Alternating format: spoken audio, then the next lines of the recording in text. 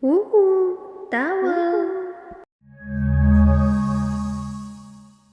Дауыл анимациялық студиясы ұсынады. Здравствуйте! Добро пожаловать на канал Даул. Сегодняшняя тема – Дүкен, магазин. Прежде чем начать аудирование, давайте сначала просто посмотрим мультфильм с казахскими субтитрами. Затем я объясню слова и правила, связанные с этой темой. Онда бастайық. Біз қайда барамыз? Дүкенге. Не үшін? Бүгін анам жұмыстан кеш келеді.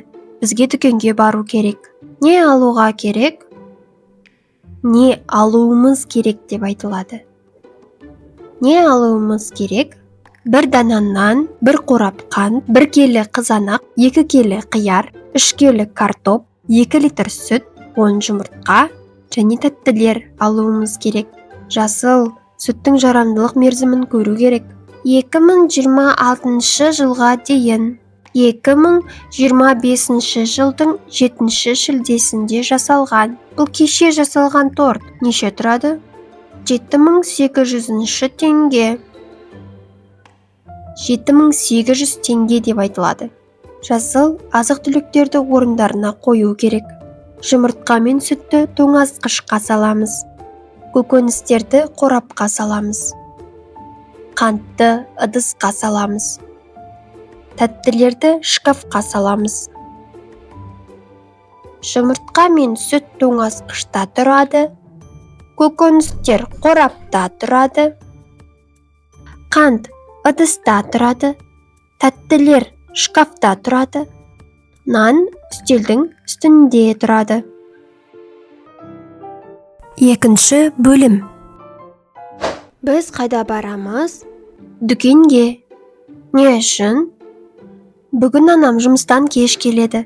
Бізге дүкенге бару керек. Не алуға керек? Не алуымыз керек деп айтылады. Не алуымыз керек? Конструкция «у» керек в казахском языке означает нужно, надо, необходимо, должен. Она показывает обязанность, необходимость или то, что желательно сделать. Формула такова. Глагол остается в первой форме с «у» и потом «керек». То есть ничего добавлять дальше не нужно. Примеры. Бару керек, оқу керек, қазақша сөйлеу керек, демалу керек. Бір дана нан, бір қорап қант, 1 келі қызанақ, 2 келі қияр, 3 келі картоп, 2 литр сүт, 10 жұмыртқа және тәттілер алуымыз керек. В казахском языке слова в таких конструкциях стоят в следующем порядке. Число, единица измерения, предмет. 2 келі қызанақ, 1 литр сүт, 3 қорап шырын, 5 дана алма. Жасыл, сүттің жарамдылық мерзімін көру керек. 2026 жылға дейін 2025 жылдың 7 шілдесінде жасалған. Бұл кеше жасалған торт неше тұрады? 7800 теңге. 7800 теңге деп айтылады. Жасыл, азық-түліктерді орындарына қою керек. Жұмыртқа мен сүтті тоңазытқышқа саламыз. Көкөністерді қорапқа саламыз. Қантты ыдысқа саламыз. Тәттілерді шкафқа саламыз. Жұмыртқа мен сүт тоңазытқышта тұрады. Көкөністер қорапта тұрады. Қант ыдыста тұрады. Тәттілер шкафта тұрады. Нан үстелдің үстінде тұрады.